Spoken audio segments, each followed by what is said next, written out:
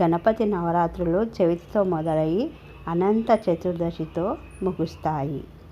శనివారం చవితి తిథి, చిత్తా నక్షత్రము, భాద్రపద మాసము, క్రోధీనామ సంవత్సరము 2024.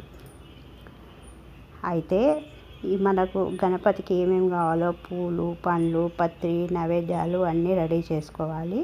చేసుకున్న తర్వాత దీపాలు ముట్టించి ఆయనకు అఖండ దీపం ముట్టించి మనము పూజ చేసుకోవాలి. ఎందుకంటే మనము నవరాత్రులు చేస్తున్నాం కాబట్టి అఖండ దీపం కంపల్సరీ ముట్టియాలి. ఆ తర్వాత చిన్న దీపాలు కూడా ముట్టించుకొని పెట్టుకోవాలి. పెట్టుకున్నాక మన గోత్రనామాలు అవన్నీ చదువుకొని మన మనసు ఆయనకు అర్పించి మన మనసుతో మన మనసులో ఉన్న కోరికలన్నీ కోరుకుంటే అన్నీ మంచిగా నెరవేరుతాయి.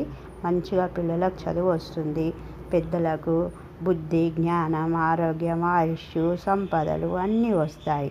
కాబట్టి గణపతిని మనం గల్లు గల్లు మంటూ కాలి గజ్జలతో మా ఇంటికి రావయ్యా మా బుజ్జి గణపయ్య, గల్లు గల్లు మంటూ కాలి గజ్జలతో మా ఇంటికి రావయ్యా మా బుజ్జి గణపయ్య, నీకు ఇష్టమైనవన్నీ నేను చేసి పెట్టేదా, నీకు ఇష్టమైనవన్నీ నేను తెచ్చి పెట్టేదా, గల్లు గల్లు మంటూ మా ఇంటికి రావయ్యా మా బుజ్జి గణపయ్య.